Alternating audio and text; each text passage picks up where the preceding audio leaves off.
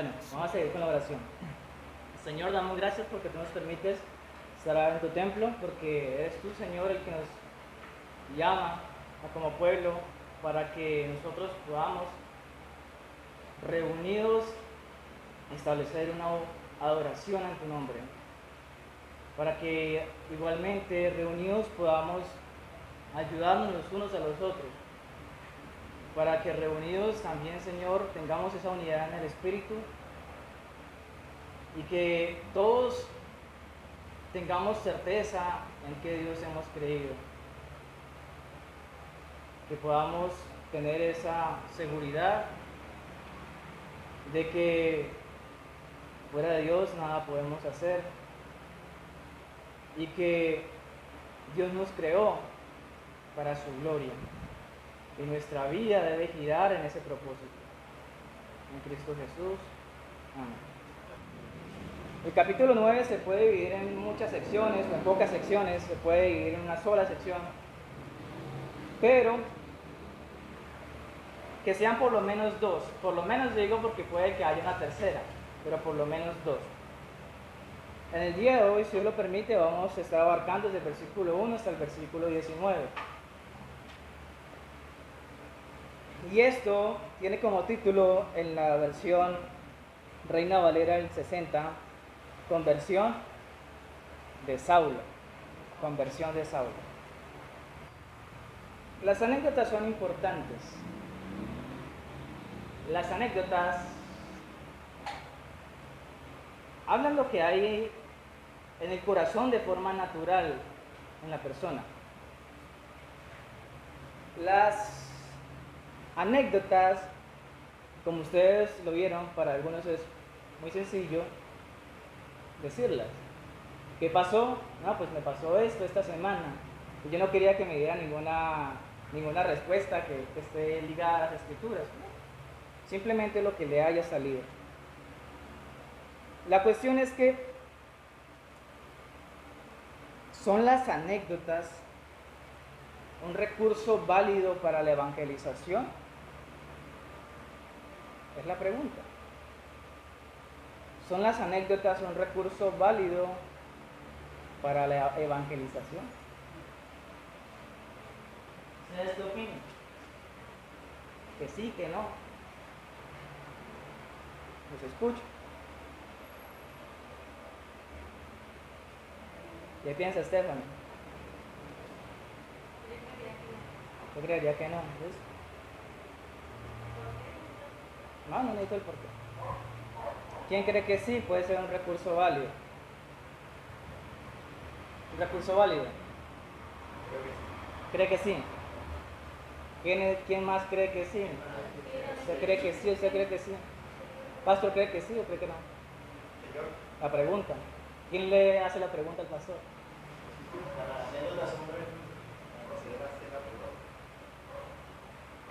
Las anécdotas pueden llevarnos a conducir el tema para la evangelización, pero debe formar parte indispensable de la evangelización.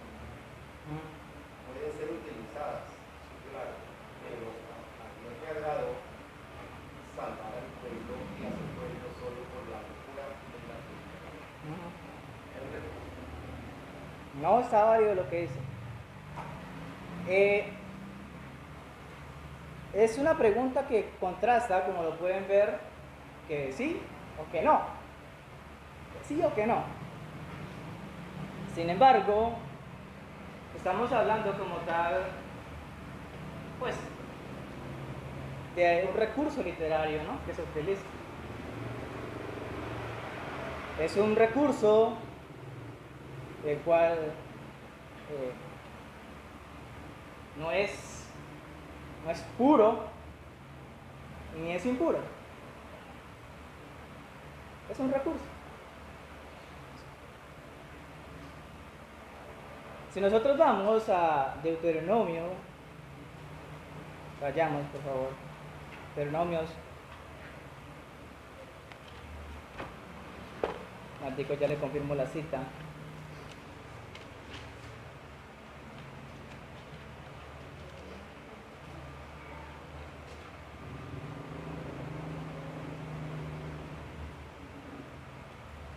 Sí, capítulo 4. Estaba pensando si era el 6, no. Capítulo 4. Si leemos versículo 1 en adelante, hay como tal una exhortación de parte de Moisés para el pueblo. Esa exhortación es para que el pueblo obedezca como tal la ley de Dios, ¿cierto? Dice el versículo 1 en adelante: Ahora pues, oh Israel, oye los estatutos y decretos que yo os enseño, para que los ejecutéis y viváis y entréis y poseáis la tierra que Jehová, el Dios de vuestros padres, os da. No añadiréis a la palabra que yo os mando, ni disminuiréis de ella, para que guardéis los mandamientos de Jehová vuestro Dios que yo os ordeno. Vuestros ojos vieron, escuchen bien, vuestros ojos vieron lo que hizo Jehová con motivo de Baal Peor, que a todo hombre que fue en pos de Baal Peor destruyó Jehová tu Dios de en medio de ti. Mas vosotros que seguisteis a Jehová vuestro Dios, todos estáis vivos hoy. Mirad, yo os he enseñado estatutos y decretos, como Jehová mi Dios me mandó, para que hagáis así en medio de la tierra en la cual entráis para tomar posesión de ella. Guárdalos pues y ponedlos por obra, porque esta es vuestra sabiduría y vuestra inteligencia ante los ojos de los pueblos, los cuales oirán todos los estatutos y dirán: ciertamente pueblo sabio y entendido, nación grande es esta. ¿Por qué nación grande hay? Porque ¿qué nación grande hay que tenga dioses tan cercanos a ellos como lo está Jehová nuestro Dios en todo cuanto le pedimos? ¿Y qué nación grande hay que tenga estatutos y juicios justos como es toda la ley que yo pongo hoy delante de vosotros? Igualmente, aquí como tal le está hablando como tal Moisés al pueblo de que obedezca esa ley que ellos han visto. Esa ley que han visto. ¿Por qué una ley que han visto?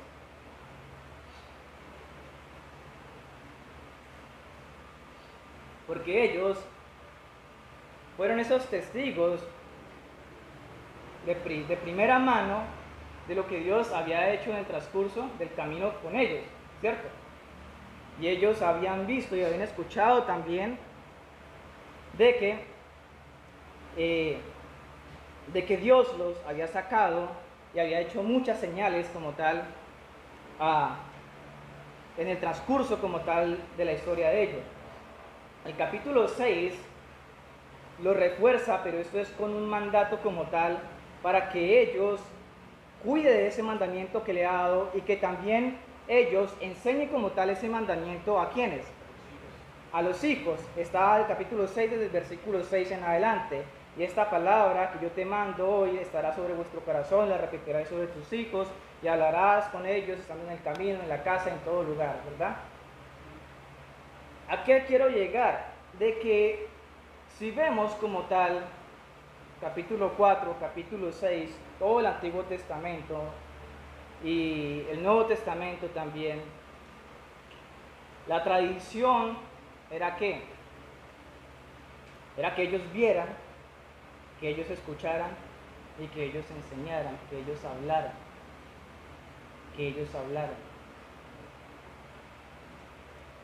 ¿Y qué iban a hablar esas personas que habían visto las obras de Dios? De las obras de Dios. Anécdotas.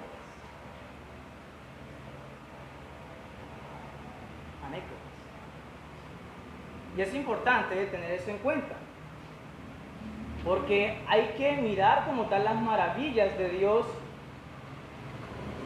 pero este recurso de las anécdotas no solamente las utilizaba Moisés, sino que a través de las escrituras muchos han acudido como tal a las anécdotas como recurso para evangelizar, y uno de los que la utiliza más es el apóstol Pablo. El apóstol Pablo, si uno se detiene un poquito en las cartas, en gran parte de ellas, por ejemplo en Gálatas capítulo 1, si quieren revisar, comienza hablando de cómo él era antes de Cristo y cómo fue como tal después de Cristo. Pero de nuevo, ahí está el uso de ese evangelio que puede ser de la manera más natural posible dada a conocer a otra persona. ¿Me hago entender? Es el recurso más natural posible que usted puede emplear para dar a conocer el evangelio a otra persona. Ahora, hay que tener conocimiento, claro que hay que tener conocimiento. Pero usted en la calle no va a estar haciendo lo que ya está haciendo ahorita Puyo. No va a estar con el computador, ni con la vara, ni con las hojas, ni con la escritura allí. No lo va a estar, ¿cierto? Pero sí está su vida. Y de nuevo, lo que hemos venido abarcando es que, ¿dónde está el evangelio? ¿Dónde está el evangelio? Yo sé que ustedes saben la respuesta. Y eso lo vimos cuando vimos la dispersión. ¿Dónde estaba el evangelio? ¿Dónde estaba el creyente? ¿Dónde estaba el creyente? El evangelio debe estar donde está el creyente. Y es una de las formas, no es saco de fuerza utilizarla, no, pero es una de las formas más amenas como se puede evangelizar. Como se puede evangelizar. Porque de una u otra forma, la persona le está pasando por ciertas circunstancias y Dios ha permitido que usted haya pasado también por esas mismas circunstancias. Y muchas veces la persona, si usted tiene la escritura allí y una vez comienza a abrir la escritura, la persona ve una barrera. Ve una barrera. Y como que yo ya no lo escucho, qué bien por usted, dejémoslo ahí. Pero este recurso es bastante humano. Es bastante humano. Este recurso, de una forma u otra, engancha a la persona porque se siente escuchada, se siente identificada. Y va a prestar atención a lo que usted va a decir. Ahí está el trabajo también, como uno de creyente, conducirlo. Conducirlo. ¿El tablo? Conducirlo a la escritura que usted haya guardado. A esa escritura, la cual ha aprendido aquí en el púlpito y ha aprendido en sus casas. Pero esto se hace así, o inicialmente se hacía así. ¿Cómo se llegaba la palabra de Dios a la otra persona? ¿Cómo el papá le enseñaba al hijo la palabra de Dios? ¿Cómo le enseñaba la ley y las maravillas de Dios? Por anécdotas. Lo que pasa es que nosotros somos buenos para las anécdotas, pero debemos utilizarlas bien. Es un buen recurso para nosotros.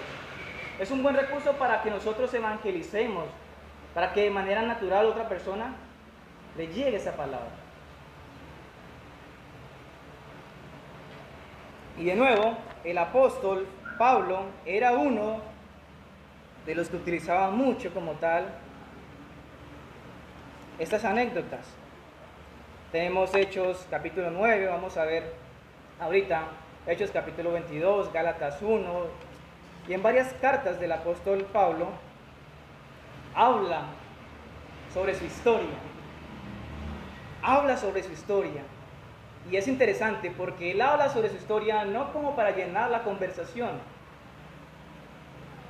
sino para inducir al que lo está escuchando. Para que le diga, oiga, Eso también es con usted. Así que vamos a mirar, si Dios lo permite, la conversión como tal de Saulo, teniendo en cuenta esta parte. De que Saulo era una persona que evangelizaba frecuentemente con historias. Así que vamos a ver como tal la historia de la conversión del apóstol Pablo, o de Saulo, que todavía está como Saulo. Un recorrido de lo que hemos avanzado por acá, permítame. Por acá. Un recorrido de lo que hemos avanzado geográficamente. ¿Dónde comienza Hechos de los Apóstoles situado? En Jerusalén, ¿verdad? Comienza en Jerusalén. Eso es importante, porque Hechos capítulo 1, versículo 8 nos habla de algo importante y es prácticamente un punto central de todo el libro de Hechos. En el día de hoy vamos a ver otro punto central de todo el libro de Hechos. Así que está bastante interesante. Comienza como tal en la región de Judea, por acá, en una ciudad que se llama Jerusalén. Ahí comienza como tal Hechos de los Apóstoles. ¿Qué pasa? ¿Para dónde después se expande o qué pasa en este mapa? Después se expande el Evangelio. ¿Por qué se expande el Evangelio? ¿Por qué se expande el Evangelio? Es una buena pregunta. El cumplimiento de la promesa del Espíritu Santo efectuado en qué lugar específico de la historia. No. Sí, pero ¿en qué momento? Hay un momento determinante en el cual el Evangelio se expande. En la fiesta de los tabernáculos. ¿En dónde? Cuando matan a Esteban. Ese es el punto de explosión del Evangelio. ¿Qué pasa? ¿A dónde está la muerte de Esteban? De hecho, ¿qué capítulo es? Vayamos allá. Capítulo 7. Marcos, Hechos. Capítulo 7. El capítulo 8, si usted lo recuerda,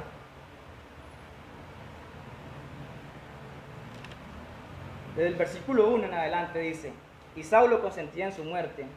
¿Cuál muerte? La de Esteban. En aquel día hubo una gran persecución. ¿Por qué hubo la gran persecución? El cumplimiento del Espíritu Santo exactamente en la muerte de Esteban. La muerte de Esteban no queda impune, la muerte de Esteban no queda como un dato aislado, olvidado. La muerte de Esteban es un momento decisivo y muy representativo para nosotros los cristianos.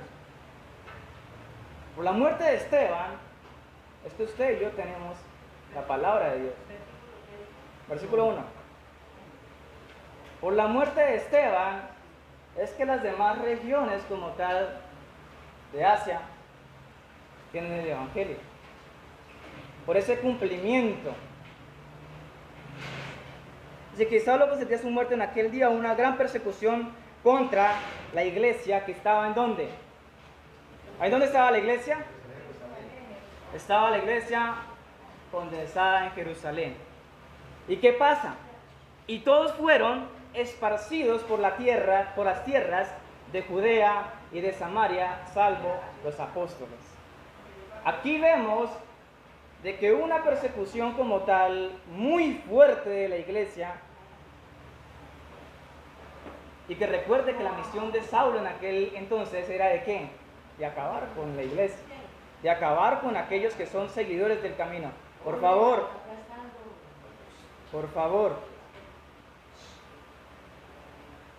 si no va a colocar atención, se pueden retirar, se pueden hacer allá atrás. ¿Qué pasa? Con la muerte de Esteban, hay como tal esa explosión del Evangelio. Esta explosión hace de que esas personas se vayan para diferentes lugares, para diferentes regiones, y de nuevo, el Evangelio está donde está el creyente. El Evangelio está donde está el creyente. Así que el Evangelio no se queda otra vez. Así que el Evangelio no se queda en Jerusalén, sino que comienza a expandirse. Donde vemos un ejemplo como tal de esa expansión del Evangelio. Recuerda el capítulo, versículo más adelante, el capítulo 8 nos habla acerca de la obra como tal. ¿De quién? De Felipe. Hay un personaje que se resalta en el capítulo 8 y es Felipe. Es lo que estábamos viendo las anteriores predicaciones. Y ese es un ejemplo de lo que estaba sucediendo. Felipe es solamente un ejemplo de lo que pasó cuando fue la muerte de Esteban. Felipe se va ¿para dónde? ¿Para dónde se va Felipe? Felipe estaba por acá y se sube para la región de Samaria. Se sube para la región de Samaria. Ahí está Felipe y allí comienza como tal a evangelizar. Allí es donde vemos a Felipe también con Simón el mago. Con Simón el mago. Después el Espíritu Santo le hace un llamado a Felipe y dice: oiga Felipe, ya no lo necesito tan solamente acá, yo necesito es que se vaya para el lado sur. Y ya atraviesa la región de Samaria, de Judea, y se va como tal para abajo, para el lado de Etiopía. Camino a Etiopía, en la región sur de Judea, se encuentra al etíope. ¿Recuerdan el etíope? La historia del etíope. Así que se va el etíope y el evangelio ahorita ¿dónde se encuentra?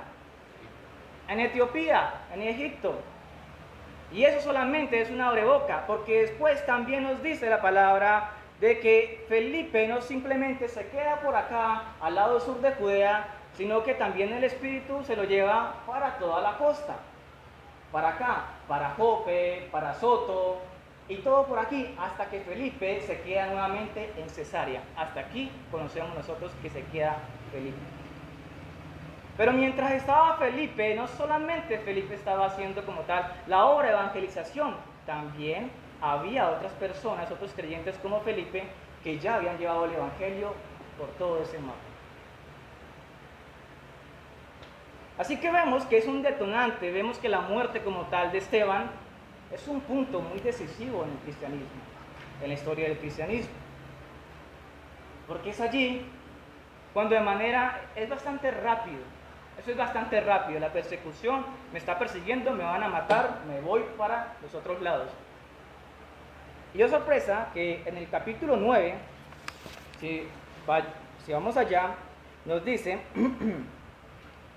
versículo 1 en adelante: Saulo, respirando aún amenazas y muerte contra los discípulos del Señor, vino al sumo sacerdote y le pidió cartas para las sinagogas. ¿De dónde? Damasco. Es interesante porque Damasco no queda ni por acá, ni cerca de Judea ni de Samaria, sino que Damasco queda por acá.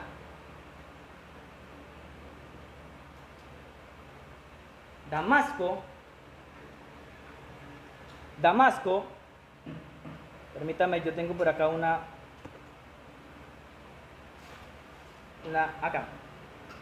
referencia de cuánto más o menos había de donde estaba como tal Jerusalén a Damasco, porque Saulo estaba persiguiendo ¿en dónde? En Jerusalén, ¿cierto? Estaba persiguiendo en Jerusalén y después decide ir a Damasco. Había cerca de 280 kilómetros de distancia de Jerusalén a Damasco, y 280 kilómetros a nuestro día no es tan largo, ¿no?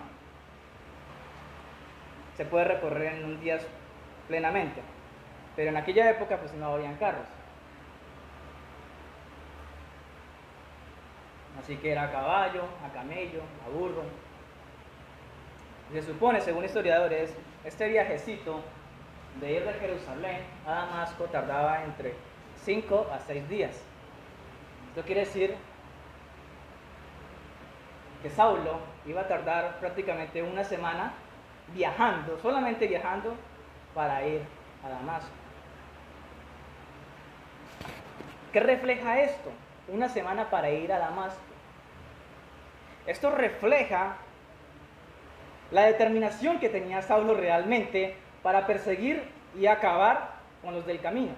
Sabemos que antiguamente no se les llamaba cristiano, todavía no, no aparece la palabra cristiano, sino los del camino.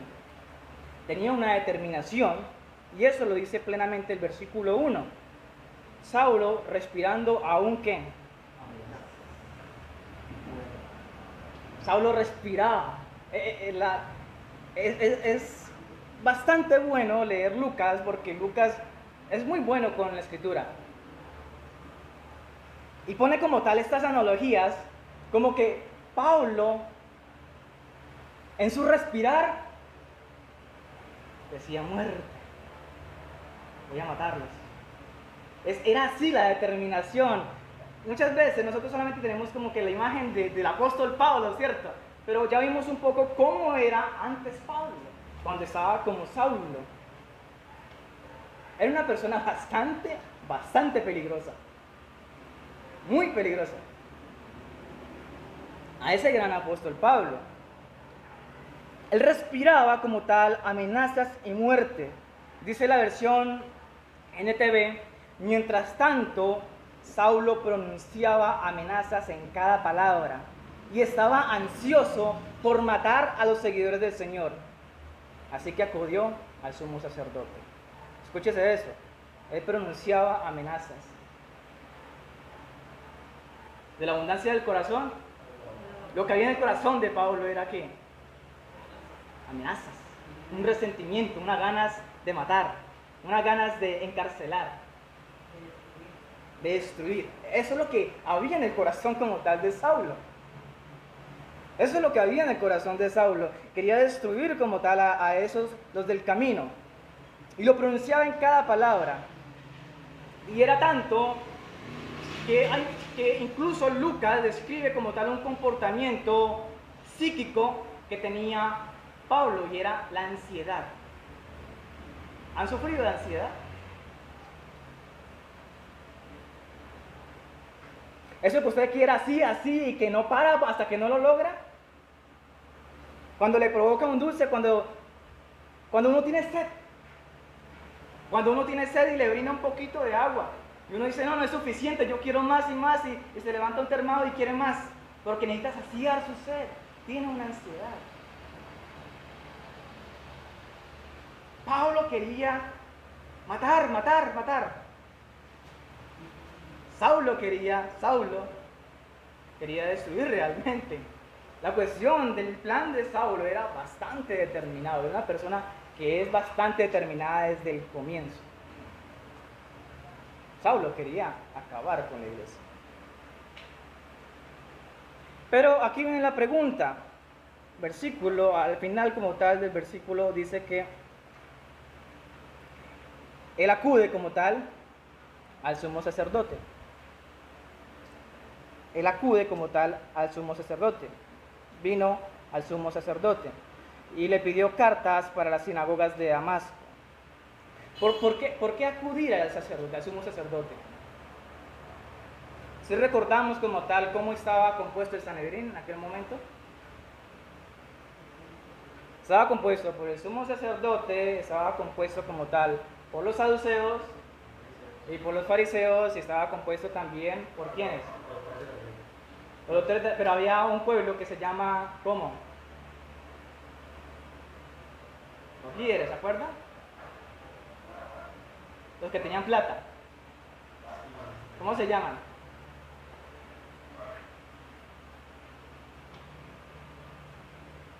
¿Cómo se llama?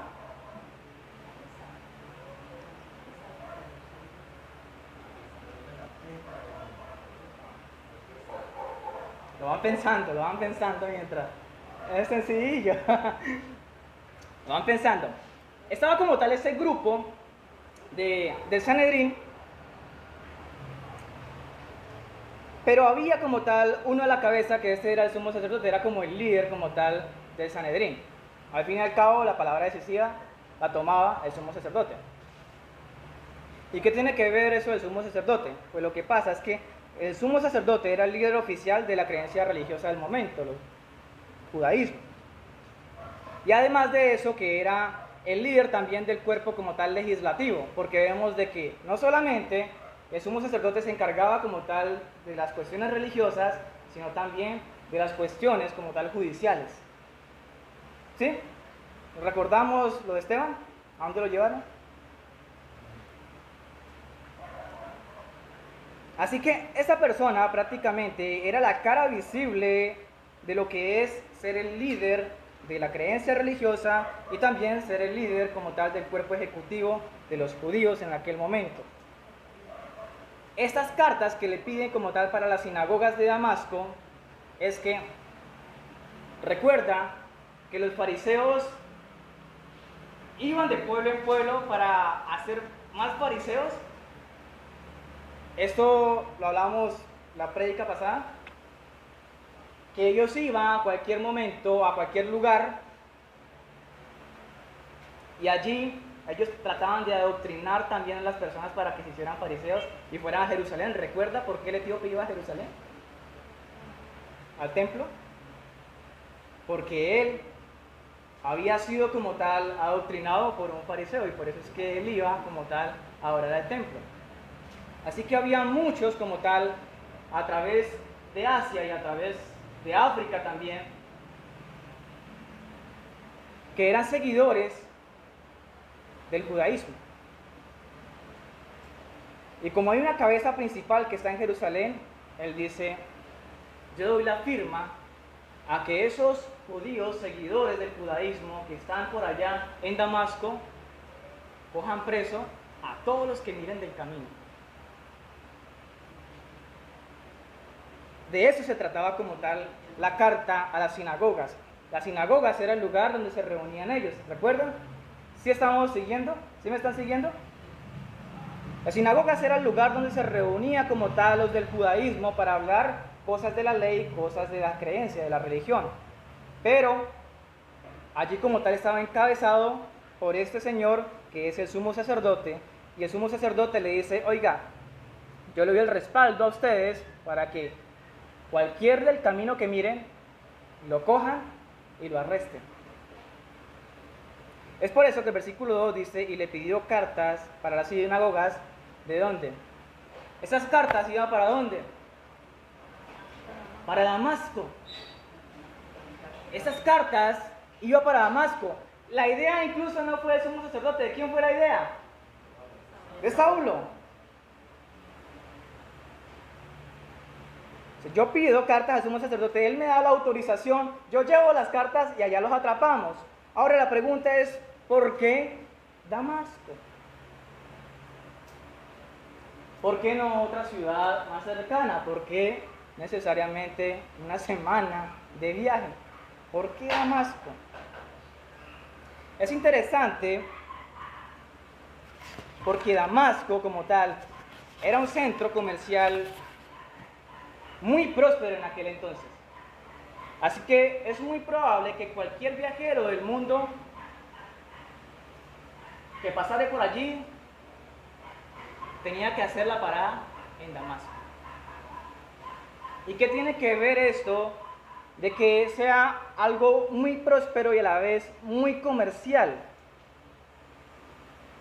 Pues sencillo, que si el evangelio llega allá a donde es un epicentro, donde llegan muchas personas del mundo, ¿recuerda dónde está el evangelio? Allí era muy difícil controlar como tal la dispersión del evangelio. Si llegaba acá y se propagaba, la gente iba a comenzar a andar por todas las regiones del mundo y ya sería prácticamente imposible para Saulo detener eso. Así que él va a un punto muy estratégico para cogerlos a todos y que ellos no tuvieran la oportunidad como tal de compartir el evangelio con otra persona. Ese era el plan como tal de Saulo. Es por eso que Saulo se pega como tal todo ese viaje de una semana. De una semana completa. O sea, una determinación bastante fuerte para dedicarle una semana completa pasando por el desierto, pasando por muchos paisajes, solamente con el fin de acabar con unos del camino. Eso es una determinación bastante fuerte. Pero ¿qué pasa? ¿Qué pasa en el camino? ¿Qué pasa en el camino? Versículo 3. Damos versículo 3 al versículo 5.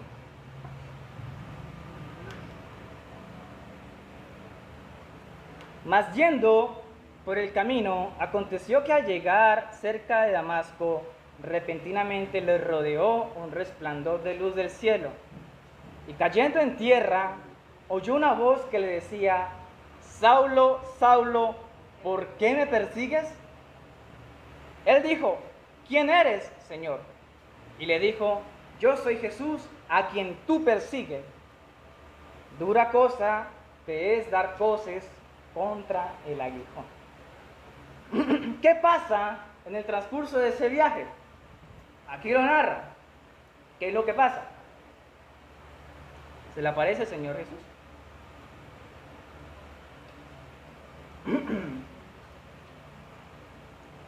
Mientras Saulo como tal va camino a Damasco, Jesús se le aparece y hay dos grandes manifestaciones. La primera es una luz. La primera es una luz. Hechos capítulo 22 es un poquito más descriptivo. Dice que esa luz apareció a mediodía. Nótese que no era que haya pasado una estrella, algo, un asteroide, algo así, no. La cuestión es que era a mediodía y esa luz fue demasiado fuerte. Y después también nos habla acerca como tal de una voz que le habla directamente ¿a quién? A Saulo. En este viaje, obviamente Saulo no iba solo. Saulo iba acompañado y muy probablemente acompañados por la guardia del templo. ¿Recuerdan que había una guardia del templo? Así que Saulo iba acompañado, pero yendo de camino dice que repentinamente lo rodeó un resplandor de la luz del cielo y cayó a tierra y oyó una voz que le decía: Saulo, Saulo, ¿por qué me persigues? Es interesante de que Jesús como tal dijera esto, porque en realidad Jesús o Saulo no iba a perseguir directamente a quién, a Jesús. ¿A quién iba a perseguir Saulo? A los seguidores, a los creyentes de Jesús. Porque Jesús ya había ascendido. Entonces, ¿por qué Jesús lo pone en primera persona y le dice: ¿por qué me persigues a mí? ¿Por qué me persigues? Nótese que Jesús no le dice: ¿por qué persigue a mis seguidores? ¿Por qué persigue a mis hijos? ¿Por qué persigue a mis creyentes? Jesús le dice: ¿por qué me persigues? ¿Por qué me persigues? Vayamos a Mateo capítulo 10, versículo 40 y otro que vaya a Mateo capítulo 25, versículo 45. ¿Quién escoge el 10? Mateo capítulo 10. Mateo capítulo 10, versículo 40 y el otro es Mateo capítulo 25, versículo 45.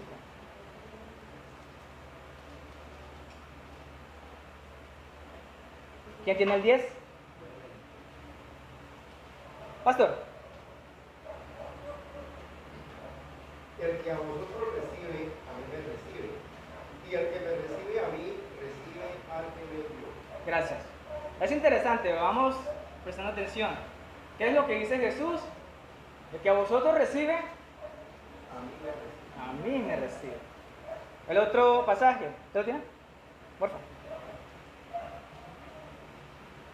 Entonces le responderá diciendo: de cierto os digo que en cuanto no lo hiciste a uno de estos más pequeños, tampoco a mí lo hiciste.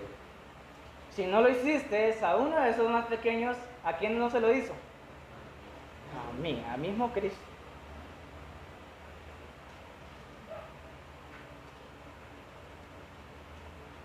Esta parte es algo bien bonito, es a la vez un misterio, pero es una consolación, es una certeza, una seguridad para el creyente. De que no está solo. Iglesia, usted no está solo. Muchas veces nosotros nos sentimos como huérfanos, ¿verdad? Como huérfanos, porque de una u otra forma nosotros flaqueamos en nuestra fe. Flaqueamos en nuestra fe. Y como lo decía repetidamente el salmista, ¿dónde estás? Me pregunta, ¿dónde está tu Dios? ¿Qué hay de Él? Pero es importante tener en cuenta esto, de que Jesús mismo tiene como tal esa unión tan completa con el creyente, tan completa con el seguidor, con su hermano, con su hijo, que él mismo dice, lo que ustedes están haciendo, me lo están haciendo a mí. Me lo están haciendo a mí. Y a usted puede que lo burlen, puede que a usted traten de engañarlo, porque es que solamente la persona está viendo como tal su figura, está viendo como tal su carne, su cuerpo. Pero dice, tengan cuidado porque lo tocas a él y me tocas a mí. Y eso es bien importante porque la guerra como tal que había comenzado Saulo era contra los seguidores de Cristo. Pero ¿qué hace Jesús? Le dice, esa guerra que tú estás emprendiendo con mis seguidores, esa guerra es conmigo. Vamos los dos a guerrear. Es así, iglesia, es así. Y eso que le hace ese reclamo, se supone que una persona, un peso pesado de la época, ¿me hago entender? Porque Saulo era muy conocido, antes incluso de la persecución ya era bastante conocido. Así que le dice, ¿por qué me persigues? ¿Por qué me persigues? Hay una identificación con el mismo creyente. ¿Por qué me persigues?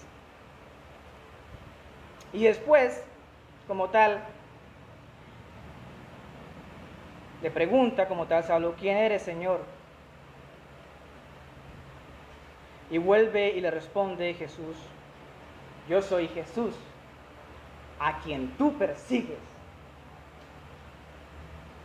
Si de pronto no le había quedado claro con la tumbada, si no le había quedado claro con la luz, con la voz, con el reclamo que le hace, Saulo identifica porque una vez dice, Señor, ¿quién eres? Sí, él sabe que está aquí con Dios. Él sabe que está con Dios. Él le dice, Señor, ¿quién eres? Y Saulo creía en el Padre y creía en el Espíritu Santo, pero no creía en el Hijo.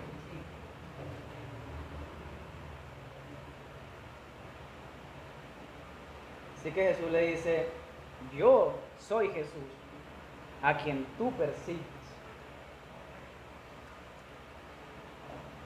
Esto es una guerra de tú a tú, pero vamos a ver cómo se desenvuelve como tal esta guerra, por decirlo así.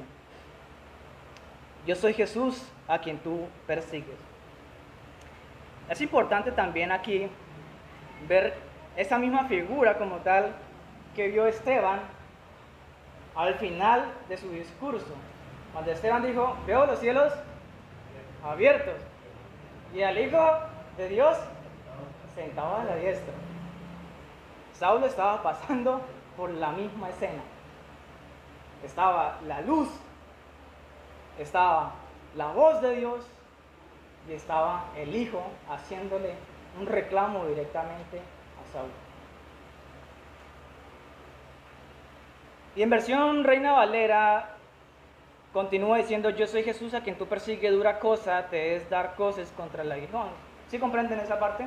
En algunas otras versiones no aparece esa parte final. ¿Sí comprende qué es eso? Como difícil, ¿no? Dura cosa te es dar coces contra el aguijón. ¿Qué es eso? Mira esta imagen. Yo creo que ya lo entendieron. Esto, supongamos una vara, pero era bastante filuda. A veces le ensartaban un poquito de metal Y eso era lo que utilizaba como tal las personas arrieras, creo que se dice, para tocar al buey. Cuando el buey no quería obedecer, lo tocaba, lo punzaba. ¿Alguien sabe acerca de las espuelas que se ponen a los jinetes para montar caballo? ¿Sí? Supongamos así, pero con una cuestión como una vara, con un punzón. Eso como tal era el aguijón. Eso era el aguijón en aquella época. Así que cuando dice dura cosa te he de dar cosas, ¿dónde está? Dura cosa te he de dar cosas contra el aguijón. Este es el aguijón.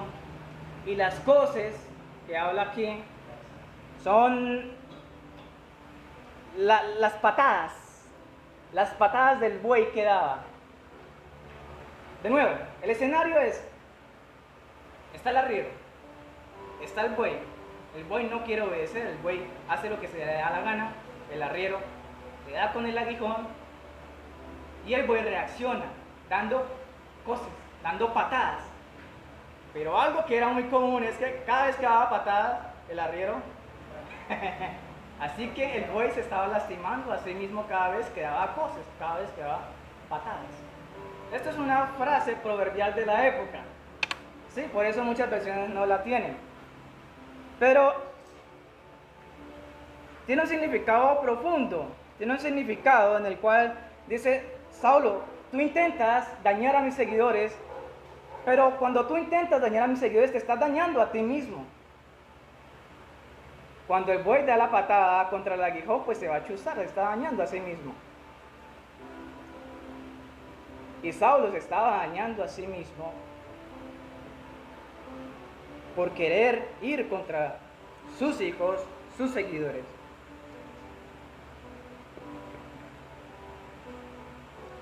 Muchas veces nosotros hacemos cosas que sabemos que nos dañan a nosotros mismos, ¿cierto? Sabemos que es pecado. Sabemos que no está bien, pero somos tercos.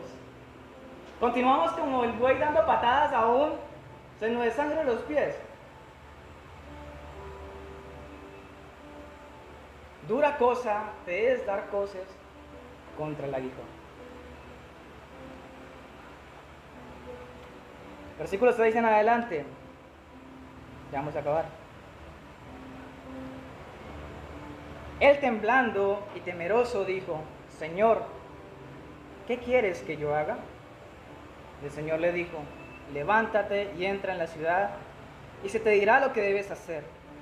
Y los hombres que iban con Saulo se pararon atónitos, oyendo a la verdad la voz, mas sin ver a nadie. Entonces Saulo se levantó de tierra y abriendo los ojos no veía a nadie.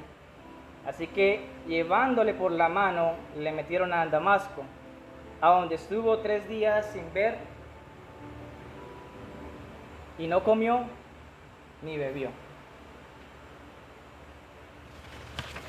Al fin y al cabo, Saulo quería ir a Damasco. Saulo quería ir a Damasco, ¿cierto? Llegó a Damasco. El Señor le dice, Saulo, ve a Damasco. Y como es común en el Señor encomendar misiones como tal a sus escogidos sin dar unas instrucciones detalladas, como a Abraham, ¿no? Vete de tu tierra y tu parentela. Arranca. Prepárate y arranca. Igualmente le dijo aquí a Saulo, ve a Damasco. Pero cuando le dice ve a Damasco, es interesante de que, oh sorpresa, abre los ojos y no ve. Está ciego. Pero allá dice ve a Damasco y allá se te dirá qué vas a hacer. Allá se le darán las instrucciones. Es interesante porque de nuevo, Saulo no iba solo, Saulo iba como tal con acompañantes. Y muy probablemente esos acompañantes fueron los que le ayudaron a Saulo a llegar a Damasco. Pero también es interesante saber de que todo esto fue de manera personal con Saulo. porque vea que ellos vieron también esa luz. Y ellos también escucharon. Aunque en el capítulo 22, de hecho, nos dice de que ellos sí escucharon, pero no entendieron. Si quiere, en casa lo puede leer. Capítulo 22, de hecho, ahí nos menciona de que esas personas que estaban con Saulo escucharon, pero de pronto como un murmullo, como algo, un ruido, pero no entendieron lo que le estaba diciendo directamente a Saulo. Saulo se levanta, abre sus ojos, pero no ve.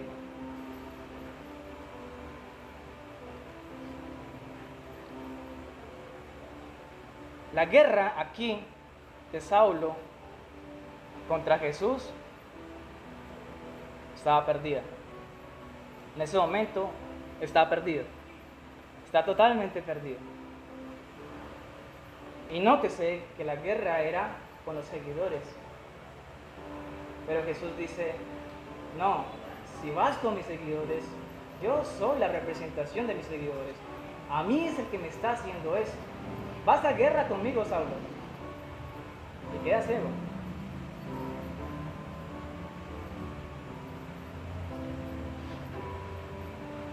Por la misericordia, Cristo no envía a Saulo a la tumba, sino que simplemente lo deja ciego.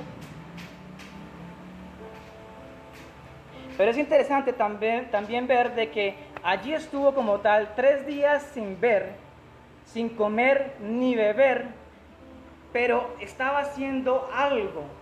Saulo es llevado como tal a Damasco, pero él estaba haciendo algo en esos 3 días que no pudo ver. Y eso nos habla el versículo 10 en adelante. Había entonces en Damasco un discípulo llamado Ananías, a quien el Señor dijo en visión, Ananías. Y él respondió, heme aquí, Señor. ¿Recuerda a Samuel?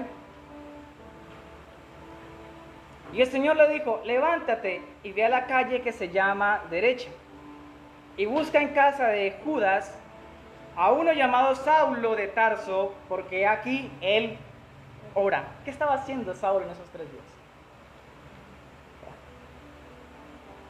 Y ese oro fue con ayuno, porque dice que no comió ni bebió. Saulo ora.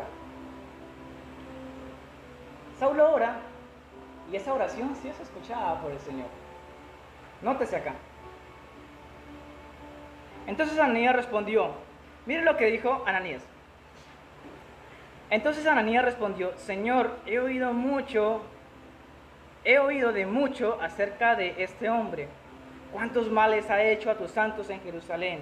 Y aún aquí tiene autoridad de los principales sacerdotes para prender a todos los que invocan tu nombre. Aquí se nos introduce a un nuevo personaje que es llamado Ananías. Este no es el mismo Ananías que ya murió. ¿Recuerda el otro Ananías? ¿Qué pasó con ese otro Ananías? Murió por tratar de ¿qué? De engañar, de mentir, de robar a Dios. Ananías era un nombre muy común de la época, al igual que Judas, al igual que Jesús, al igual que María.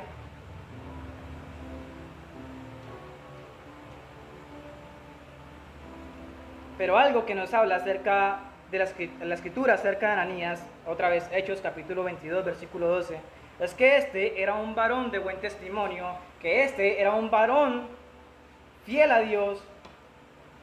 Y es por eso que podemos ver de que ese varón, cuando Dios lo llama, le dice, heme aquí, mírame, estoy aquí. Pero cuando Cristo comienza como tal a decirle qué es lo que iba a hacer, ¿qué pasa con Ananías? Ananías sabe del peligro, Ananías sabe de la misión tan peligrosa que Jesús le estaba encomendando a él. De nuevo, Saulo de Tarso era muy famoso. Imagínense, de por allá y ya sabían de Saulo.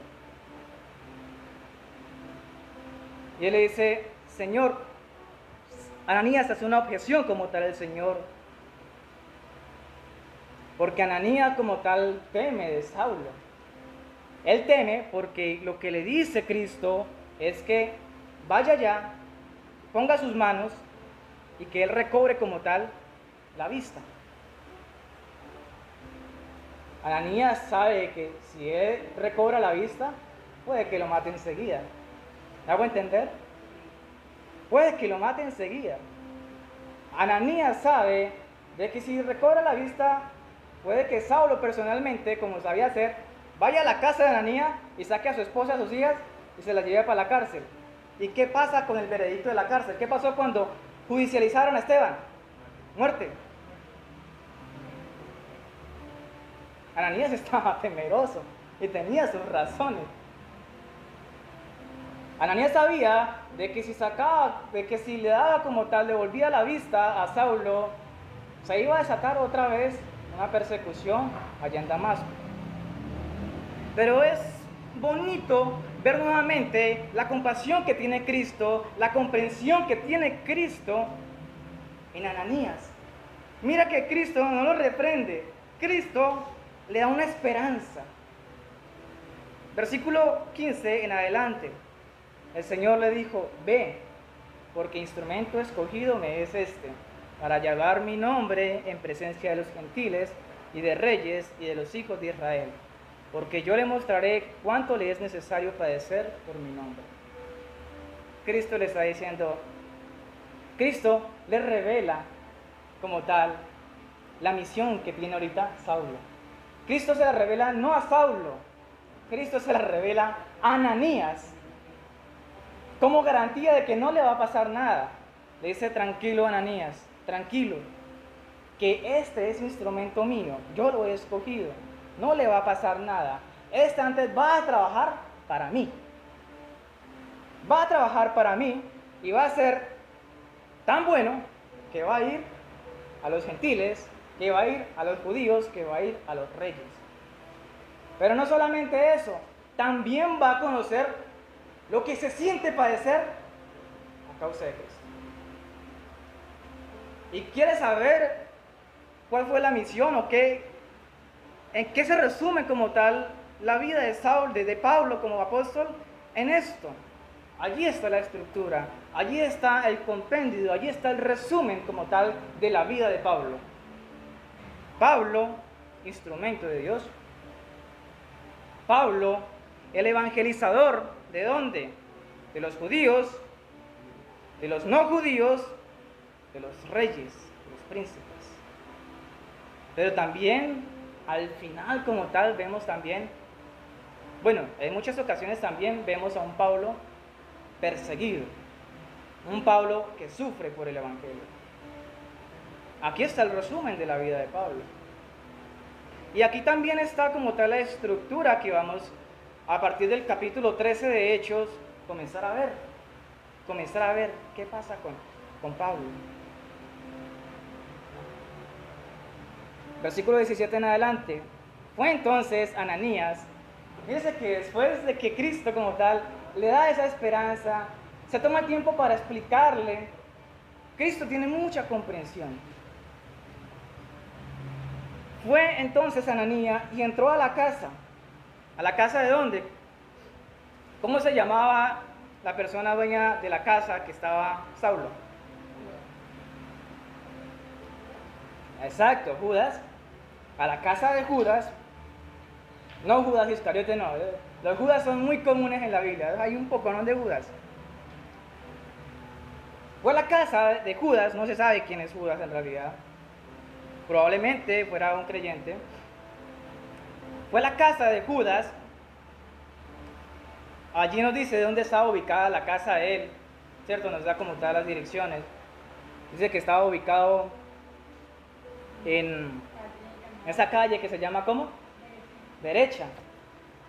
Derecha, ¿por qué? Porque, bueno, un poquito de historia. Porque según donde estaba Judas, pues la calle era bastante derecha, muy recta. Era muy recta y era como casi 2 kilómetros, así de recta, derechita. Y entonces pasó eso. Fue allá y obedeció como tal a Cristo. Fue a la casa y poniendo en las manos dijo: hermano Saulo, nótese acá, nótese acá que él estaba supremamente miedoso. porque iba a conocer a Saulo, pero él va y obedece a Cristo y le dice, hermano Saulo. De entrada le dice, hermano. Y esto pues no necesita explicarse mucho. Aquí lo que está diciendo Ananías es bienvenido. Ananías le está dando la bienvenida. Ananías le está diciendo, bienvenido a los del camino, hermano. Hermano Saulo, el Señor Jesús que se te apareció en el camino por donde venías, me ha enviado para que recibas la vista y seas lleno del Espíritu Santo. Ananías va para hacer una invitación como tal a Saulo, a vivir como tal, como servidor de Cristo, pero también va a sanarlo. Va a sanarlo, va a decir para que recibas, ¿qué? La vista, para que reciba la vista, porque Saulo quedó ciego. Y como tercero, y que seas lleno, ¿de qué? Del Espíritu Santo. Le da la bienvenida, da la vista y el Espíritu Santo.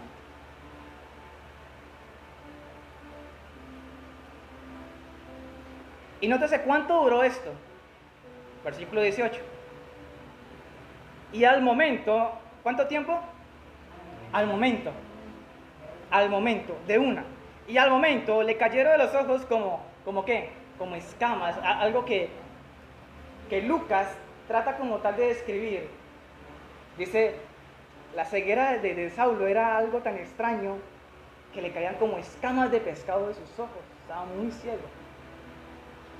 Le caen como escamas de pescado de los ojos de Saulo y recibió al instante la vista. Y levantándose, ¿qué? Fue bautizado. Le da la bienvenida, lo sana al instante y también se mira la obra de ¿qué? Del Espíritu Santo. ¿Cuál es el requisito para que una persona se bautice? Creer. Y aquí lo tomamos por hecho de que Saulo creyó.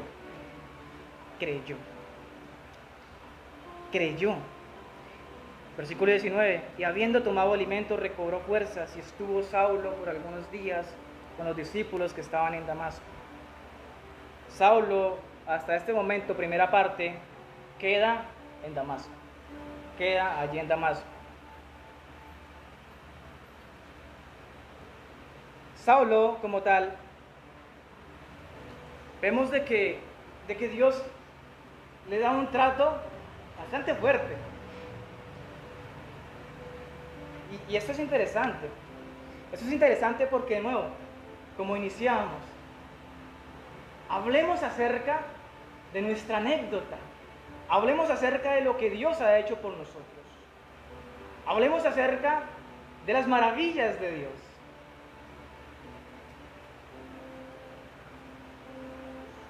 Este acontecimiento fue tan grande para Pablo, marcó tanto la vida de Pablo que él no desperdiciaba prácticamente momento o lugar en el cual le dijera, oiga, escúchenme de dónde vengo, escúchenme mi conversión, escúchenme lo que Dios hizo conmigo. Y es que no estamos hablando de una persona que fuera normal, del común, del bulto. Estamos hablando de una persona que era líder como tal para perseguir a los del camino. Una persona que guerreó fronteramente contra los del camino. Una persona que fue acérrimo a su sectarismo. Es una persona que realmente, cuando Pablo dice, míreme a mí, es porque es grande, es casi imposible de que hiciera algo más malvado que lo que había hecho Pablo directamente con la iglesia. Pablo le está extendiendo y le está diciendo, oiga, mire cómo Dios quebranta a la persona. Mira cómo Dios cambia la vida de la persona. Mira cómo Dios transforma. Mira cómo yo era tan terco, mira cómo yo era tan obstinado, mira cómo yo era tan sediento de ir a matar, a sacar a empujones a todo cristiano, ir a meterlo a la cárcel y que allá lo juzgaran y que los mataran. Mire cómo era yo. Pero le está diciendo al mismo tiempo, cada vez que habla de su historia, mire las maravillas de Dios en el pueblo. Y es ese punto en el cual yo quiero que nosotros tengamos en cuenta que nosotros somos seres sociales, nosotros hablamos, necesitamos hablar. ¿Qué sería de la vida si nosotros no habláramos? Hablamos siempre, ¿sí? Y de las cosas más comunes que nosotros hablamos son anécdotas, algo que nos pasó. Por eso comencé diciéndole, ¿cómo ha estado? Cuénteme esto usted. Y en una conversación tan amena, en una conversación de cómo está, cómo le ha ido, qué ha hecho, poco a poco puede dirigir a la persona al Evangelio. Poco a poco usted también le puede contar y decir, oiga, yo quiero contarle mi historia. Yo quiero contarle las maravillas de Dios en mi vida. Y aquellos que son padres, cuenten las maravillas de Dios a sus hijos. Porque cuando usted cuenta de lo que Dios hizo en su vida, está reflejando el poder de Dios, de un Dios vivo, de un Dios que es para nuestra época. ¿Me hago entender? No un Dios de por allá de 1000, 2000 años. Un Dios que dice, mire lo que hizo con Moisés, mire lo que hizo con Saulo. Con Dios hizo algo conmigo. Cada uno tenemos una historia diferente que contar. Porque a Saulo fue de manera muy drástica, a Saulo fue de caída, a Saulo fue de ceguera, a Saulo fue algo muy extremo. Pero hay veces de que Dios nos llama cuando hay un accidente, se accidentó y de una u otra forma la persona mira. Porque hay un llamado como tal de Cristo en ese momento. Porque mire lo que pasó aquí con Saulo. Primero Dios lo tumba. Primero Dios lo ciega, después lo llama. ¿Me hago entender? Y muchas veces hay personas que llegan al Evangelio por circunstancias muy fuertes, por circunstancias de una enfermedad terminal, por circunstancias de que está muy mal su hogar y que está a punto de acabar su hogar.